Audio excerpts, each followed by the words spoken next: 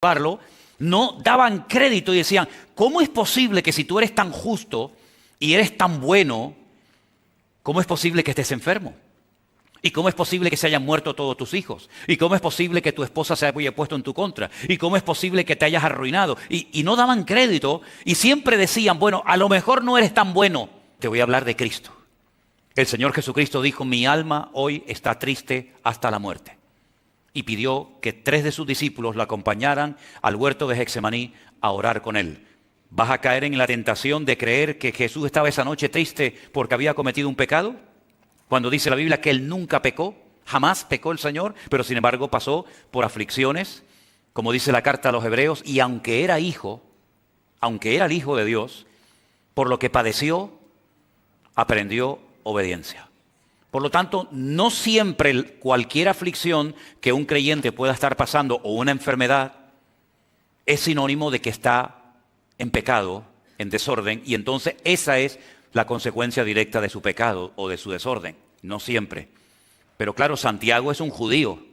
Santiago, quieras que no, le pesa, digamos, la cultura, le pesa el sentir de la gente. Fíjate hasta qué punto los judíos asociaban el pecado con la enfermedad, o la enfermedad con el pecado, que una vez el Señor Jesucristo, dice la Biblia, que estaba en una casa abarrotada de gente, la gente no podía entrar a causa de la multitud, pero fuera había un enfermo, ¿se acuerdan? Dice la Biblia que 4 de sus amigos suben al techo, lo abren y bajan, ¿no? Descienden al paralítico. ¿Y qué es lo primero que le dijo el Señor? Pues lo que esperaba la gente. Si este está paralítico es porque ha tenido que cometer un pecado terrible. Entonces el Señor, ¿qué es lo primero que hace para que se queden tranquilos? Hijo, tus pecados te son perdonados. Y después lo sanó, no al revés. No lo sanó y después le perdonó los pecados. Y lo arregla por dentro, le limpia su alma, sus pecados, y a continuación lo sana. Como para cumplir un poco con la norma de la época. Ahora Santiago, que está hablando de la enfermedad, de la aflicción y de ciertos y determinados problemas o circunstancias que podemos pasar por la vida, él está hablando pues con la cultura a la cual pertenece. Él dice que si alguno está enfermo y se ora por él, el Señor lo sana y le perdonará sus pecados. ¿Te das cuenta cómo asocia otra vez, sin querer o queriendo, los pecados con la enfermedad? Pero va más allá. En el versículo 16 dice, confesaos vuestras ofensas unos a otros, orad unos por otros, para que seáis sanados. Fíjate cómo él asocia la sanidad, el milagro, con confesar las ofensas y con orar unos con otros. Bueno, tengo también que decir que hay gente que está mal porque no solamente están mal consigo mismos, sino que a lo mejor su relación con alguna persona de su entorno pues no está muy bien, que digamos. Y eso te afecta espiritualmente y a la larga también te afecta físicamente. El libro de Proverbios nos habla mucho acerca de la envidia, de los celos, de la falta de perdón, del tener resentimiento, amargura en el corazón, que al final te termina pasando factura en los huesos, en los riñones, en el corazón y en otros miembros del cuerpo. Así que hay que ir muy delicadamente con este tema, porque hay creyentes o hay iglesias que enseñan que cada vez que te pasa algo malo, cada vez que te enfermas, cada vez que tienes alguna aflicción, es un castigo porque has pecado y has desobedecido al Señor. Bueno, repito, a veces puede ser que sea así, pero no siempre es así. La regla no siempre funciona así, sino que a veces hay cosas que no entendemos, pero que Dios permite una prueba en nuestra vida, bueno, pues para enseñarnos algo, para que oremos más, para que nos acerquemos al Señor y para que descubramos la fidelidad de Dios, la cual hemos cantado en esta tarde, en todas las circunstancias de la vida en la que nos encontremos. Ahora, Santiago dice que no la oración en sí misma, sino la oración eficaz. Alguien dijo en cierta ocasión que el último elemento en la oración tengo que ser yo. Si nosotros vemos el Padre Nuestro, antes de que en el Padre Nuestro se pidan algunas cosas, ustedes saben que hay varias cosas que se piden, ¿no? En el Padre Nuestro, el pan nuestro de cada día danoslo hoy, perdona nuestras deudas como nosotros perdonamos a nuestros deudores, no nos metas en tentación, líbranos del mal. Antes de llegar a las peticiones, al principio se exalta y se glorifica el nombre de Dios. Santificado sea tu nombre. Venga a nosotros tu reino. Ahí no se está pidiendo nada a título personal, sino que lo que pretende el que ora que puede utilizar esa oración, levantar en alto su nombre, que en la oración el centro sea el Señor y no yo, y después, paulatinamente, progresivamente, el que está orando, utilizando esta oración modelo, comienza a pedir cosas a título personal.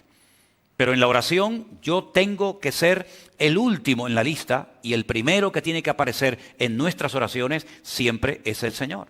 Porque si nosotros recurrimos única y exclusivamente a la oración, cuando tenemos problemas, ya estamos empezando a orar mal. Esa no es la oración eficaz. Si la oración eficaz del justo puede mucho, a mí me interesa saber en qué consiste una oración eficaz.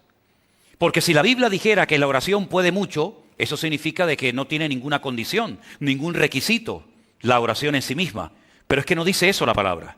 La palabra dice que es la oración eficaz la que puede mucho.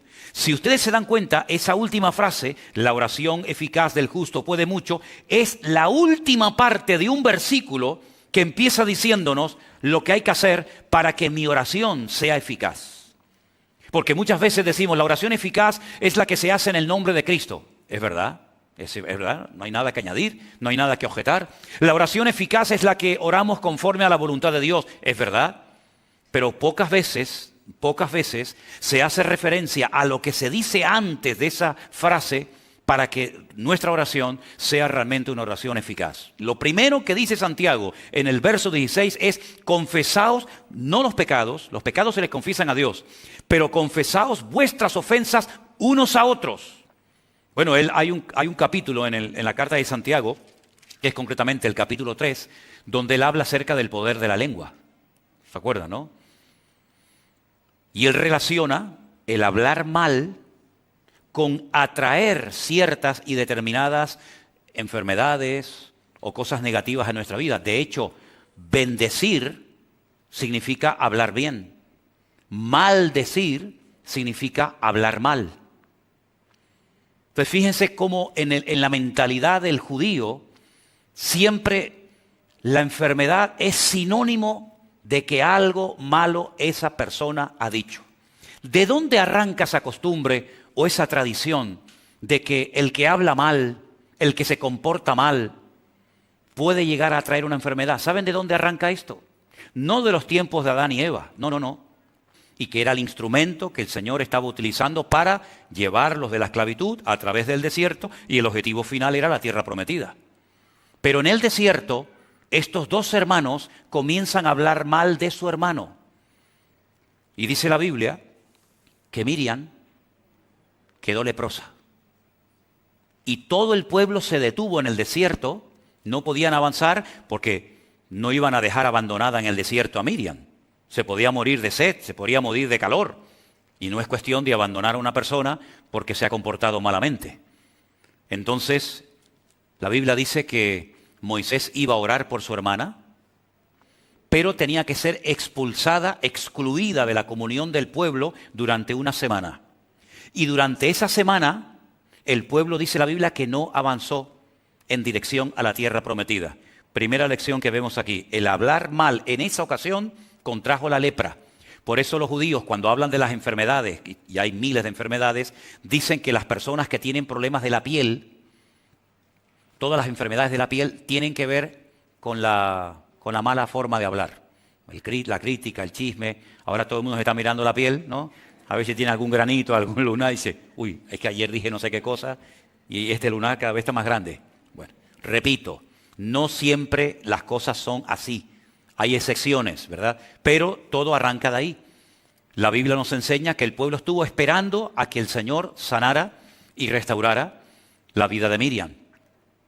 Algunos me han preguntado, pero es que los que hablaron mal fueron dos, Aarón y Miriam. ¿Por qué solamente quedó leprosa Miriam y no Aarón? Y tengo que confesarles que no tengo respuesta. No lo sé. Yo creo que lo justo hubiera sido que los dos se quedaran leprosos.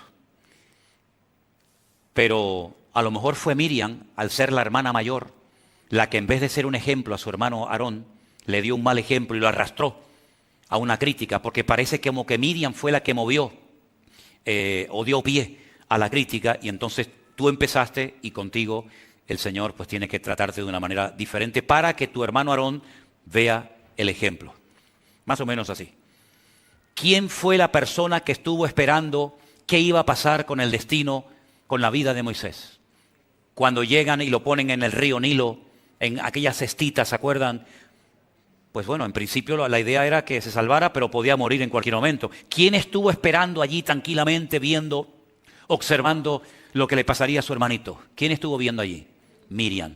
Estuvo esperando y no se fue hasta que la hija del faraón llegó y dice, ¡ay, qué niño tan hermoso! Dice, qué niño hermoso, cogió y se lo llevó y lo adoptó como si fuera un hijo suyo. Bueno, pues así como ella estuvo esperando por su hermano Moisés, ahora es Moisés el que está esperando por su hermana Miriam, que lo ha criticado, pero que él va a orar por ella, el Señor la va a sanar, va a ser restaurada, unida otra vez al pueblo, y el pueblo va a seguir avanzando hacia su destino final, que era la tierra prometida. Qué hermoso, ¿verdad, hermanos? Ahora, fijaros cómo tan arraigado estaba el tema de la enfermedad con el pecado, que un día los discípulos de Cristo iban caminando por la calle y encontraron a un hombre que era ciego de nacimiento, porque había gente que habían tenido buena vista, pero que habían perdido la vista. Por eso hay algunas personas que no le piden al Señor ver por primera vez, sino recuperar la vista que habían perdido, como por ejemplo el patriarca Isaac.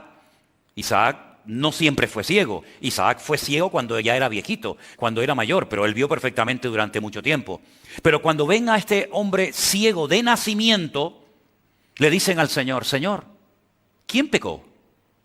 ¿Este o su padre, para que este hombre haya nacido con esta terrible enfermedad de la ceguera desde su más tierna infancia? Y el Señor le dice, es que no van por ahí los tiros, queridos. Este hombre no es ciego, este hombre no está enfermo, porque su padre cometió un pecado y ahora el hijo está llevando el pecado del padre. Ni siquiera él ha cometido un pecado para que tenga este castigo. No. ¿Saben por qué este hombre ha nacido así? Y claro, ellos no tienen respuesta, porque ellos asociaban enfermedad con pecado, pecado con enfermedad. Pero cuando el Señor le dicen, ¿sabéis por qué este hombre ha nacido ciego? Ellos no tienen respuesta, porque nadie enseñaba eso. Dice, este hombre ha nacido así para que la gloria de Dios se manifieste en él. Y se den cuenta ustedes que esos argumentos que ustedes tienen no siempre son acertados, no siempre son correctos, sino que aquí hay una excepción, ¿verdad? Y esta excepción es que yo estoy aquí para ser glorificado en la vida de este hombre. Pero Santiago, como es judío, él dice, para que una oración sea eficaz, lo primero que tiene que haber es que se arreglen las relaciones interpersonales entre los hermanos. Es decir, que se confiesen las ofensas, que se arreglen los hermanos, y entonces una vez que ya se han confesado, que ya se han puesto en orden otra vez, orar el uno por el otro, y entonces viene la sanidad. Fíjate qué curioso cómo a veces en nuestra vida, sin darnos cuenta, la cultura, la educación que hemos recibido, el trasfondo religioso del que venimos, el país del que venimos, etcétera, etcétera, cómo en un momento determinado en nuestra forma de orar, en nuestra forma de predicar, en nuestra forma de vivir la vida, puede en un momento determinado ejercer una influencia tan grande que Santiago dice, sí, la oración eficaz del justo puede mucho, pero un momento, primero hay que pedir perdón, luego hay que orar, tenemos que llevarnos bien entre nosotros y luego la oración es eficaz, pero antes no. Bueno, yo creo, sinceramente, con todo mi corazón, que la oración, por supuesto, es el antídoto y la respuesta divina, la respuesta celestial para muchos males de la vida, pero creo que también, y pocas veces, o yo personalmente nunca he escuchado a nadie, que diga que la oración es una escuela. La oración es una escuela y quiero explicarme. ¿Por qué oramos nosotros? ¿Por qué oramos? Porque cuando generalmente oramos por algo, es porque ese algo, por nosotros mismos, no lo podemos conseguir, ¿sí o no? Si yo, por ejemplo, tuviera que pintar la pared de la iglesia, y yo puedo por mí mismo pintar la pared de la iglesia, pues yo vengo, cojo el rodillo y pinto. Si yo puedo salir a la calle y hacer cualquier cosa por mí mismo, instintivamente lo vamos a hacer. Pero la oración me enseña a depender de Dios. Porque hay cosas, como cristiano, por mucho conocimiento bíblico que usted pueda tener, por muchos años que lleve en la iglesia, por mucho tiempo que lleves en el ministerio predicando la palabra, hay un momento en el que tú dices, yo me siento incapaz, totalmente impotente de solucionar este problema. Por ejemplo, hace poco prediqué de Jairo. ¿Se acuerdan de Jairo, el principal de la sinagoga de Jericó? Ese hombre sabía la Biblia de memoria. Era un rabino, era una persona con influencia, una persona que daba consejos a casadas, a solteros, a viudos, a matrimonios. Pero hay un momento en el que él tiene un problema familiar que su religión, su conocimiento, su experiencia en la vida no le ayudan. ¿Y a quién tiene que ir? A buscar ayuda al maestro. Si él pudiera en ese momento haber solucionado el problema con la niña que estaba enferma, que después sabemos que murió, nunca hubiera recurrido al Señor. Pero la enfermedad de su hija, posteriormente la muerte de su hija, lo impulsa a buscar al Señor. Y ahí hay una lección muy importante. Nosotros dependemos en la vida para todo de nuestro Señor Jesucristo. El único que no necesita de nada ni de nadie es nuestro Dios. Pero nosotros muchas veces a lo largo de nuestra vida vamos a tener que orar, no solamente para dar gracias, sino para pedir misericordia, para pedir sanidad, para pedir sabiduría y tantas cosas que no vamos a poder obtener por nosotros mismos. Esa es la primera lección de la escuela, del taller de la oración, la dependencia que tenemos del Señor. Segunda lección, ¿por qué oramos? Porque sabemos que Dios nos oye, ¿sí o no? Si nosotros supiéramos que Dios no nos va a oír, seguramente no oraríamos, ¿sí o no? ¿Sí o no? Pero dice la Biblia, esta es la confianza que tenemos en Él. Que si pedimos alguna cosa conforme a su voluntad, sabemos que Él nos oye. Y si sabemos que Él nos oye, tenemos las peticiones que le hayamos hecho. Segunda lección, nuestro Dios nos oye porque no es un Dios sordo. Orar por un principio de un culto, orar por cualquier actividad, esto ya lo hemos aprendido y lo tenemos tan interiorizado que para nosotros no es ningún problema saber que cuando oramos al Señor, el Señor está oyendo nuestra oración. Tercera lección que enseña la oración, que Dios no solamente me oye, sino que Dios responde. Y hay muchas pruebas y testimonios, yo creo que aquí entre nosotros y los hermanos que nos están viendo esta noche en sus hogares, que nuestro Dios no solamente nos oye, sino que nuestro Dios nos responde. ¿Hay alguien aquí que en algún momento de su vida pidió al Señor algo y el Señor se lo concedió? Entonces es algo que no hace falta enfatizar demasiado, porque todos sabemos perfectamente que Dios no solamente oye, sino que Dios también responde a nuestras oraciones.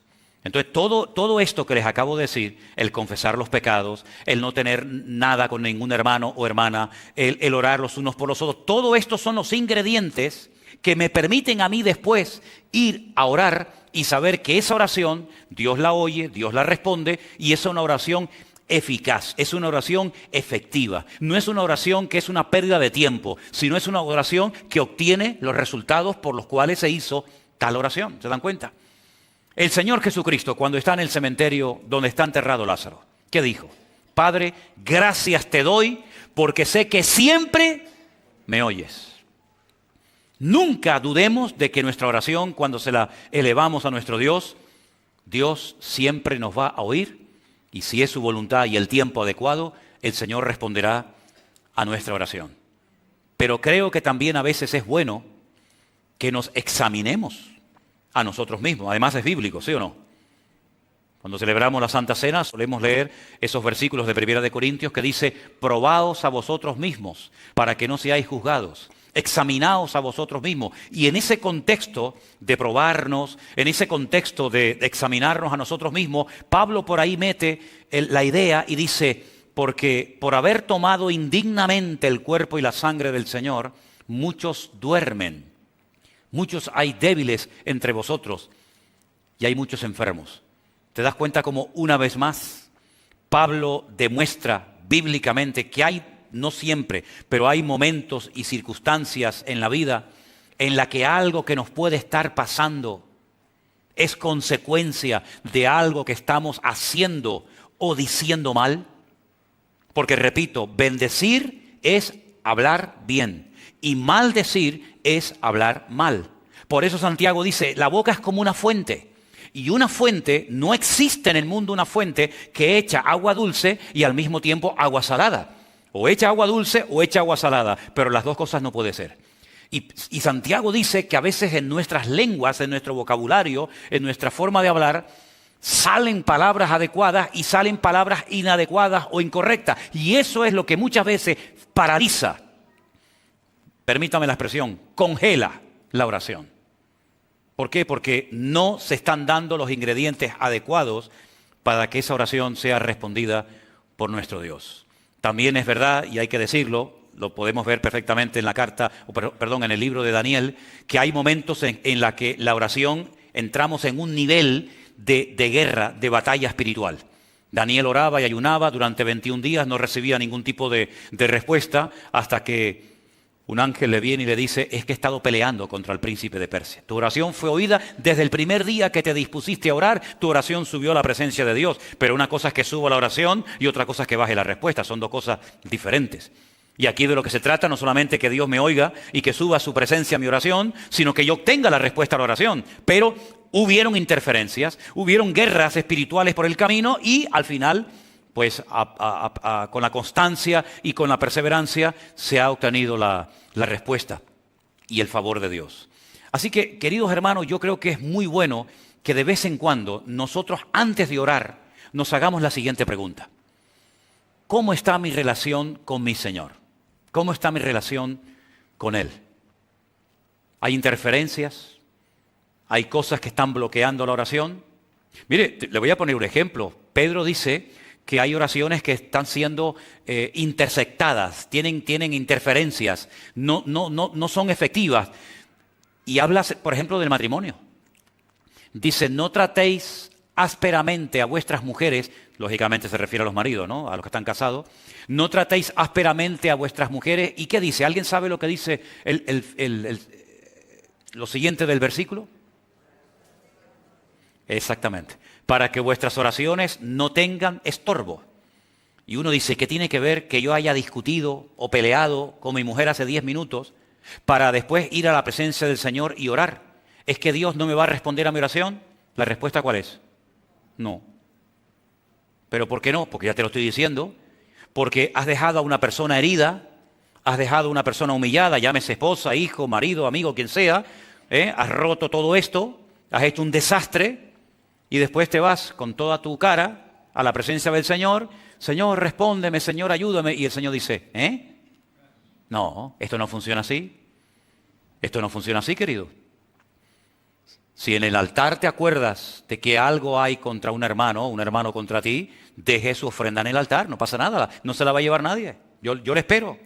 Vaya, reconcíliese con su hermano y una vez que haya arreglado su relación horizontal, venga a mi presencia y verticalmente las cosas van a fluir con toda naturalidad. Amén, hermanos. Parece fácil, ¿no? Pero es más fácil confesarle los pecados a Dios que pedirle perdón a un hermano.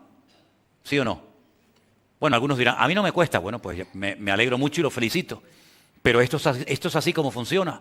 La oración no es tocar un botón y Dios tiene que responderme a todo lo que pido y a todos mis caprichos y a todos mis deseos, sino que a veces hay cosas que están afectando y tú te tienes que parar y honestamente decir: Señor, llevo mucho tiempo orando por esto, ¿Es que acaso Dios necesita 20 años para responderme a esta oración? Cuando aquel hombre le dijo al Señor: Señor, no hace falta ni que vengas a mi casa. ¿Para qué? Di la palabra. Con que digas la palabra, con que des la orden, problema solucionado. Y el Señor le dijo: en todo Israel he encontrado un hombre con tanta fe como este. Porque este hombre entiende el concepto de autoridad. Y él lo que sabe es que si yo doy la orden, automáticamente su criado será sanado. Entonces mi pregunta es: ¿y si yo le estoy pidiendo al Señor por algo y el Señor no da la orden? Y pasa un tiempo y otro tiempo y sigo y no hay respuesta. Yo creo que deberíamos de pararnos como cristianos mínimamente maduros que somos y preguntarnos: Señor, ¿hay alguna interferencia? ¿Hay algo que a lo mejor esté haciendo mal? ¿Algo que no me acuerdo y que está impidiendo que me llegue la respuesta a esta petición que llevo tanto tiempo haciéndote? Y si somos honestos, a lo mejor el Señor nos dice: mira, ay, no me acordaba yo de eso. ¿Saben que una vez le pasó a un gran hombre de Dios esto? Dios le había dado una gran promesa a un hombre de Dios y la promesa era la siguiente: todo lugar que pise la planta de tu pie, te lo daré a ti y a tu descendencia. Está claro, ¿no?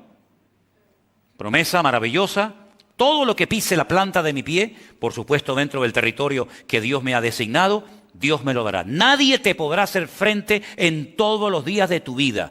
Y si dudas que mi siervo Moisés se llevó la presencia de Dios a la otra vida y tú tienes menos, como estuve con Moisés, estaré contigo. Bueno, la promesa maravillosa. Atacan la ciudad de Jericó, la ciudad cae conquistada inmediatamente. Una victoria contundente para la gloria del Señor. Hasta todavía seguimos predicando de la victoria de Jericó, a pesar de que han pasado miles de años. Pocos días después se van a un pequeño pueblecito llamado Hai, son derrotados, son humillados, hombres perdieron la vida, niños llorando porque su papá murió, mujeres viudas, un desastre. Josué se rasga las vestiduras y dice, aquí hay algo que no me encaja. Tú me dijiste que ibas a estar conmigo todos los días como estuviste con Moisés. Yo no me inventé eso, eso es una promesa que tú me diste a mí. Tú me dijiste a mí que tú me vas a ayudar y que todo lugar que pise la planta de mi pie va a ser nuestro. Pues aquí algo ha fallado. Aquí no se ha cumplido la palabra. Un día me ayudas y otro día veo derrota. Un día estoy en la gloria y otro día bajo los infiernos. Algo ha pasado aquí. Él no sabía lo que había pasado. De hecho, no era él el que había cometido el pecado, sino alguien de su pueblo había cometido un pecado, un tal Acán, ¿se acuerdan? Y el Señor le dice, es que esto tiene solución. Todo tiene solución, todo. Dile al pueblo que mañana por la mañana se levanten y empiecen a pasar uno detrás de otro en fila india delante de ti. Y yo te voy a decir lo que pasa. Tú ahora mismo no te enteras, estás preocupado, estás nervioso, a lo mejor hasta un poco enfadado, pero yo te voy a dar una lección mañana por la mañana. Espera, tranquilo. Todo el pueblo comienza a desfilar, tribu por tribu, familia por familia, hasta que el Señor dice, alto, para esa familia, sepáralos. Separó a toda una familia, los demás se pueden marchar. Quédese esta familia. Padre, madre, hijo, sobrino. De esta familia hay uno que el otro día hizo cuando fue a Jericó algo que yo había prohibido que se hiciera. Y ha traído esta maldición al pueblo. Y les dijo, ese es. Una vez que esta persona fue quitada del pueblo, ahora vaya mañana a pelear contra Hai o contra quien quieran y van a ver la bendición de Dios. Estas cosas solamente ocurrían en el Antiguo Testamento, en aquellos tiempos de Josué, de Moisés, de David. ¿O pueden ocurrir hoy en día? Por supuesto que sí. ¿Cuántas veces, queridos hermanos, nos hemos visto a lo mejor afectados? Porque hay personas que, como somos un cuerpo, porque la Biblia dice que la iglesia es el cuerpo de Cristo, oiga, si yo tengo un problema en la pierna, pues lo tiene todo el cuerpo. Y si yo tengo un problema en la vista, lo tiene todo el cuerpo. No es que el miembro va por su cuenta, no, es que nos afecta a todos, tanto lo bueno como lo malo. Y el Señor le dio una lección tremenda a Moisés cuando le dijo, saca a tu hermana del pueblo hasta que sea restaurada, hasta que yo la vuelva a sanar. Quiten a Acán del camino, del pueblo. Y cuando ustedes hagan su parte, cuando ustedes cumplan con todos los requisitos, la oración eficaz del justo podrá mucho. Pero no es la oración así en plan genérico la que funciona, sino aquella que antes de armarla, antes de pronunciarla y presentarla delante del Señor, es como un paquete, ¿no? Es como si yo voy a traerte algo y quiero que vaya lo mejor presentado posible. Yo no puedo llevar todo a pedazos. Me llevo mal con este, no hablo con la otra. Hice este mal testimonio, cometí este pecado, pero bueno, igualmente yo le llevo este destrozo al Señor, se lo llevo y le digo, y el Señor dice, no me traigas así no puedes venir a mi presencia. Como aquel hombre que dice que estaba un día en la boda, mal vestido, y le dicen, ese hombre que hace ahí mal vestido, hoy tiene que venir vestido de una forma diferente y viene de una forma indecorosa, saquen a ese hombre de aquí, porque no viene para la ocasión, preparado. Exactamente es igual. Oye, que nos vamos a presentar no a un Señor normal y corriente, nos vamos a presentar ante un Dios santo, que demanda orden y obediencia por nuestra parte. Y cuando yo vengo delante de Dios, una cosa es que yo venga con mi vida destrozada, ¿verdad? Y otra cosa es que yo ahora como creyente yo pretenda que venga delante de Dios con mi vida patas arriba, en desorden, en rebeldía, en desobediencia y encima pretenda que Dios me arregle la vida en 5 minutos. Hermano, mira, te voy a decir algo y sinceramente te lo digo. Esto no funciona así. Esto no funciona así. Claro, al principio cuando uno empieza en los caminos del Señor, pues oye, uno hace las cosas por inercia, ¿no? Uno piensa que, pero después de un tiempo uno se tiene que parar y decir, Señor, la oración es algo muy serio, ¿eh? La oración es algo muy serio. La oración es conectarme con Dios hablarle sinceramente a mi Señor, y yo sé positivamente que yo estoy llevando en este momento de mi vida, pues yo qué sé, una doble vida, una doble moral, soy una cosa aquí, otra cosa allá, y eso nos debería de dar temor, respeto, como leíamos el otro día en el libro de los Hechos, que las iglesias eran edificadas, eran fortalecidas en el poder del Espíritu Santo, ¿pero por qué? Porque había paz entre ellos. Y porque dice la Biblia que andaban en el temor de Dios, ¿se acuerdan? Las iglesias tenían paz, andaban en el temor de Dios y automáticamente el Espíritu Santo se movía.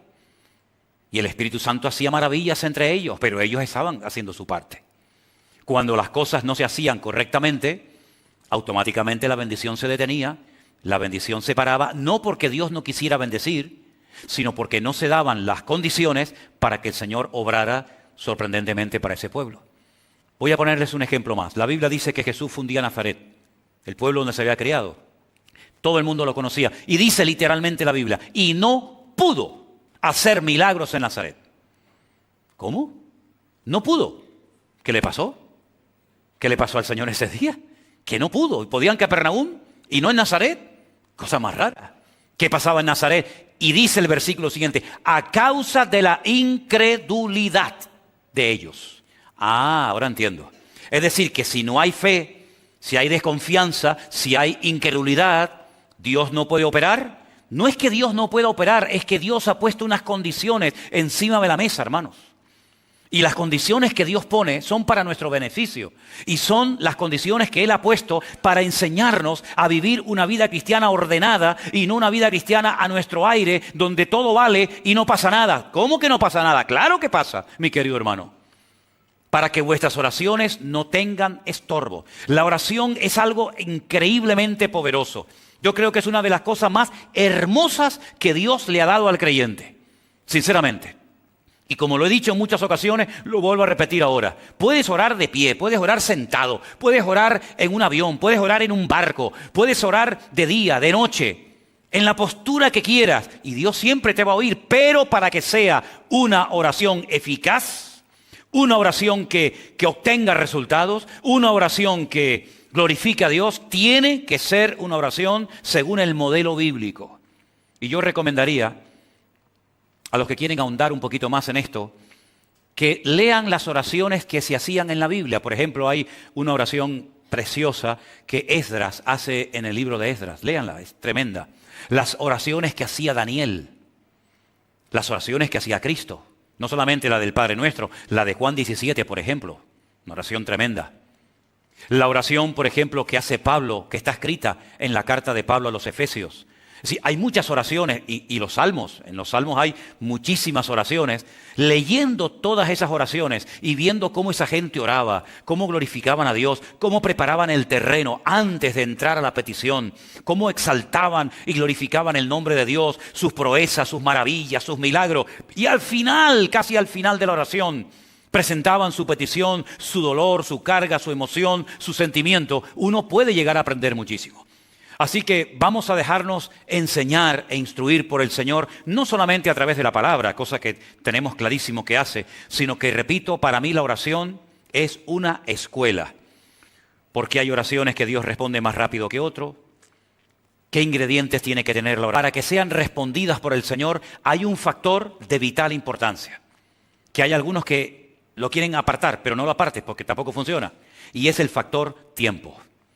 Hay oraciones que en este momento Dios no te puede responder porque no estás preparada o preparado para recibir semejante bendición o semejante respuesta. Es como si una mujer embarazada le pide al Señor, Señor, yo quiero que salga el niño ya. Quiero verlo ya, no aguanto más. ¿Cuánto tiempo llevas de embarazada? 3 meses y medio. No ores así, no ores así. Porque si Dios responde a tu oración, el niño va a nacer muerto. Se puede morir. Tienes que aprender a esperar. Pero es que ya llevo 3 meses. Bueno, pero aún te queda. Aún te queda. No estás formado. No estás formado. Se está formando poquito a poco, pobrecito. Ahora una cosita, mañana la otra. Si tuvieras el niño ahora, tendrías un monstruo. Tendrías un niño que no está preparado para la vida. Y para cumplir tu capricho y para que te quedes contenta, tengo que hacerle un daño a otra persona. Entonces, tienes que aprender a esperar. Pablo le dijo al Señor, quítame este aguijón, Señor. Yo te lo he pedido ya 3 veces. Y el Señor le dijo, bástate mi gracia. Porque mi poder, ¿en qué se perfecciona? En la debilidad.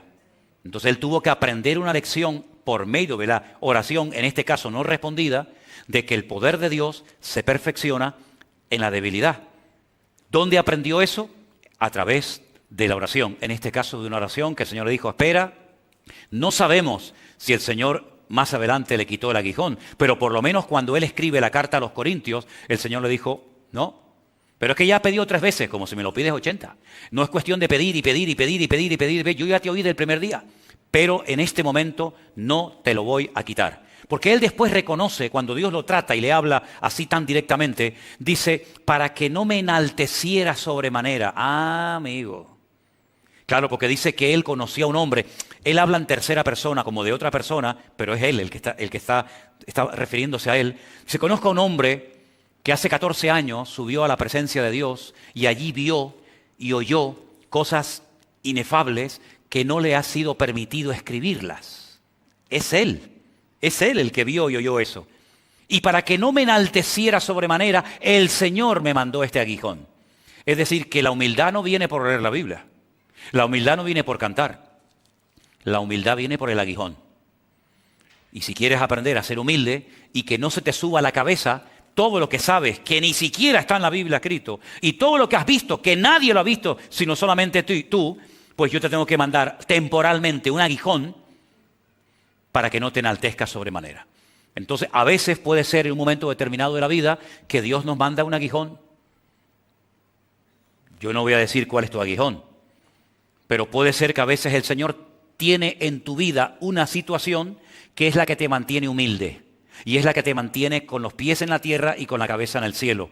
Y es la que impide que te vuelvas loca y te vuelvas otra vez a revolcar en el mundo. Entonces el Señor te tiene así como un poquito frenado, ¿no? Como un poquito retenido. Y en el fondo te está haciendo un favor el Señor. Porque el Señor, como hemos cantado, es bueno y para siempre es su misericordia. Así que creo que tenemos que aprender mucho para orar cada día mejor y para no desesperarnos, sino saber que mi Dios me oye y que Él tiene todo bajo su control y que cuando lo crea oportuno, el Señor me dará lo que le he pedido si es su voluntad. Amén, hermanos. Cierra tus ojos en esta tarde, ahí donde estás. Confía en el Señor que Él hará en su debido tiempo. Aleluya.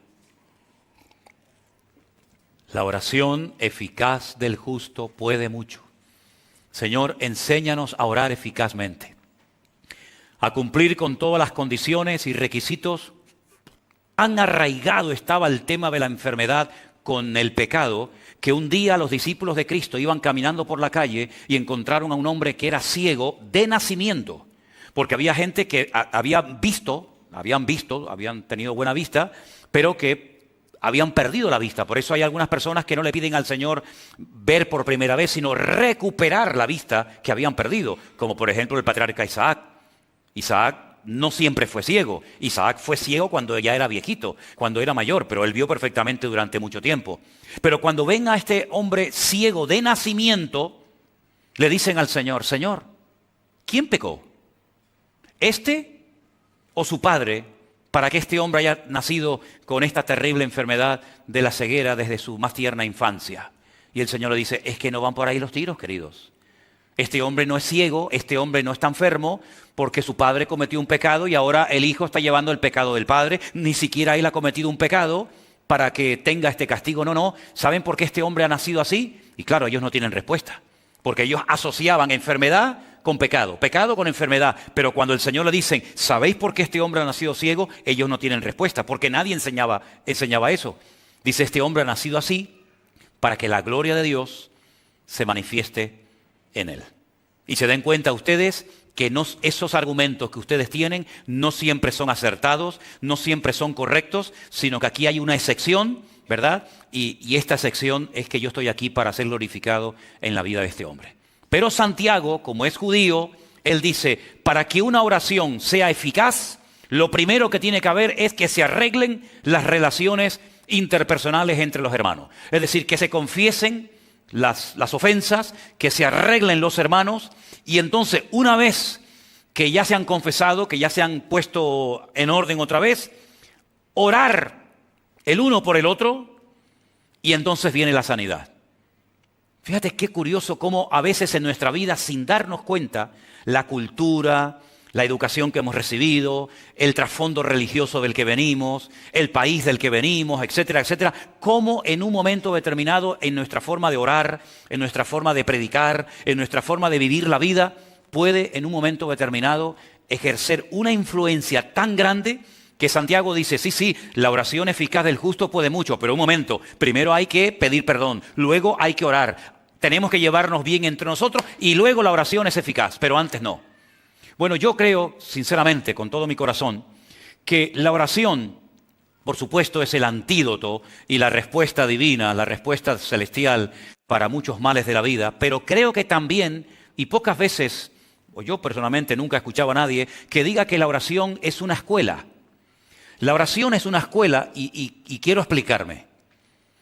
¿Por qué oramos nosotros? ¿Por qué oramos? Porque cuando generalmente oramos por algo, es porque ese algo, por nosotros mismos, no lo podemos conseguir, ¿sí o no? Si yo, por ejemplo, tuviera que pintar la pared de la iglesia, y yo puedo por mí mismo pintar la pared de la iglesia, pues yo vengo, cojo el rodillo y pinto. Si yo puedo salir a la calle y hacer cualquier cosa por mí mismo, instintivamente lo vamos a hacer. Pero la oración me enseña a depender de Dios. Porque hay cosas, como cristiano, por mucho conocimiento bíblico que usted pueda tener, por muchos años que lleve en la iglesia, por mucho tiempo que lleves en el ministerio predicando la palabra, hay un momento en el que tú dices, yo me siento incapaz, totalmente impotente de solucionar este problema. Por ejemplo, hace poco prediqué de Jairo. ¿Se acuerdan de Jairo, el principal de la sinagoga de Jericó? Ese hombre sabía la Biblia de memoria. Era un rabino, era una persona con influencia, una persona que daba consejos a casadas, a solteros, a viudos, a matrimonio. Pero hay un momento en el que él tiene un problema familiar que su religión, su conocimiento, su experiencia en la vida no le ayudan. ¿Y a quién tiene que ir?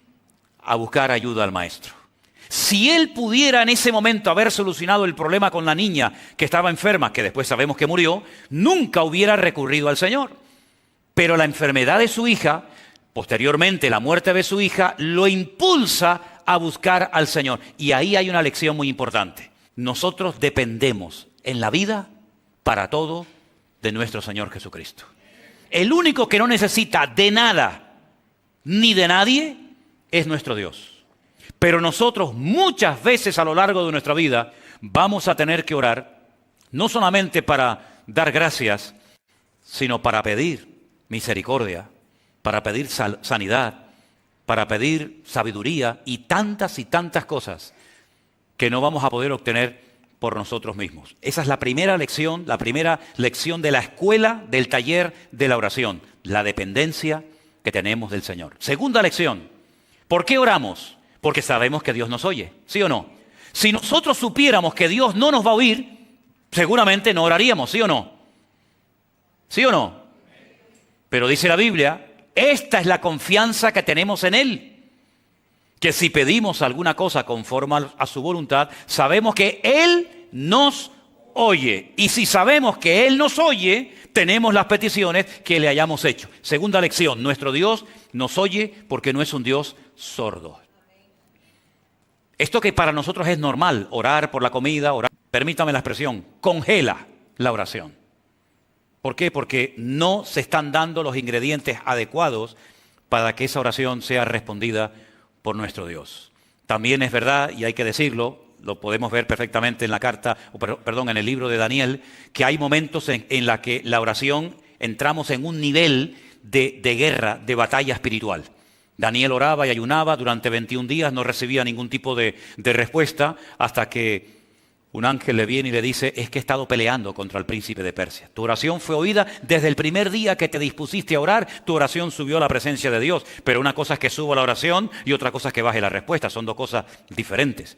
Y aquí de lo que se trata no solamente que Dios me oiga y que suba a su presencia mi oración, sino que yo obtenga la respuesta a la oración. Pero hubieron interferencias, hubieron guerras espirituales por el camino y al final, pues con la constancia y con la perseverancia se ha obtenido la respuesta y el favor de Dios.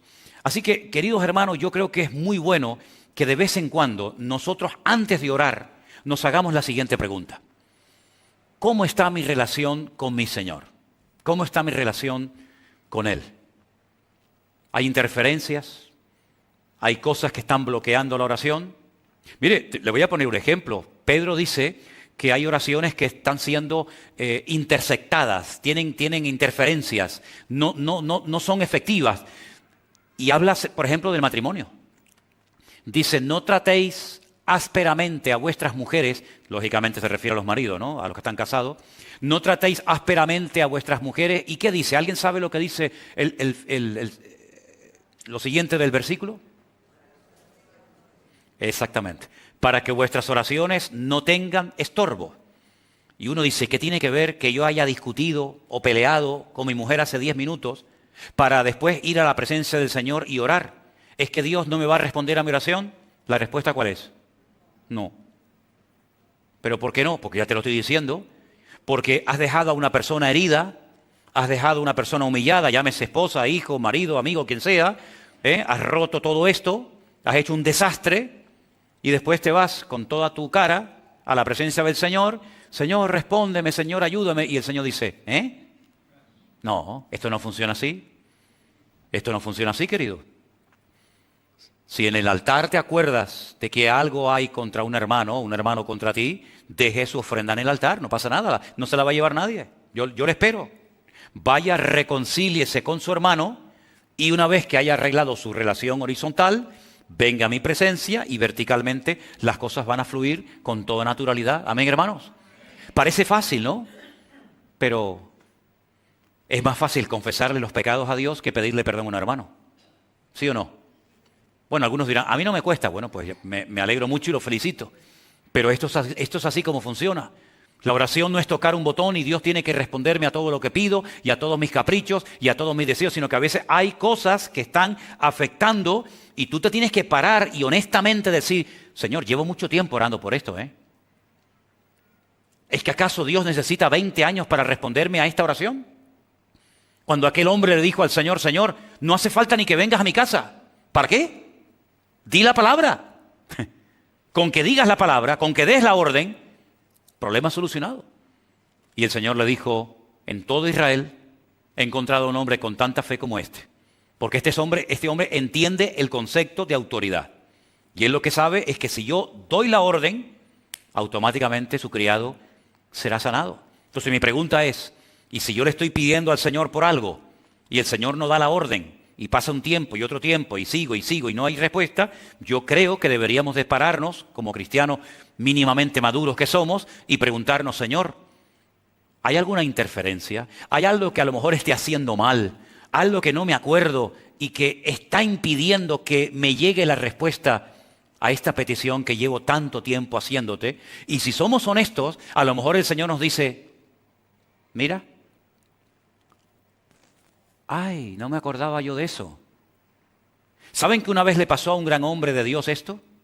Dios le había dado una gran promesa a un hombre de Dios y la promesa era la siguiente. Todo lugar que pise la planta de tu pie, te lo daré a ti y a tu descendencia. Está claro, ¿no? Promesa maravillosa. Todo lo que pise la planta de mi pie, por supuesto dentro del territorio que Dios me ha designado, Dios me lo dará. Nadie te podrá hacer frente en todos los días de tu vida.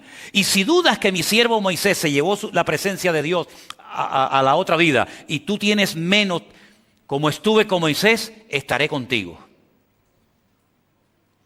Bueno, la promesa maravillosa. Atacan la ciudad de Jericó, la ciudad cae conquistada inmediatamente. Una victoria contundente para la gloria del Señor. Hasta todavía seguimos predicando de la victoria de Jericó, a pesar de que han pasado miles de años. Pocos días después se van a un pequeño pueblecito llamado Hai, son derrotados, son humillados, hombres perdieron la vida, niños llorando porque su papá murió, mujeres viudas, un desastre. Josué se rasga las vestiduras y dice, aquí hay algo que no me encaja. Tú me dijiste que ibas a estar conmigo todos los días como estuviste con Moisés. Yo no me inventé eso. Eso es una promesa que tú me diste a mí. Tú me dijiste a mí, midá keneged midá, que significa literalmente medida por medida. Una de las cosas que se enseña y se dice constantemente en el pueblo de Israel es esta expresión, medida por medida, midá keneged midá. Y es como lo que nosotros decimos...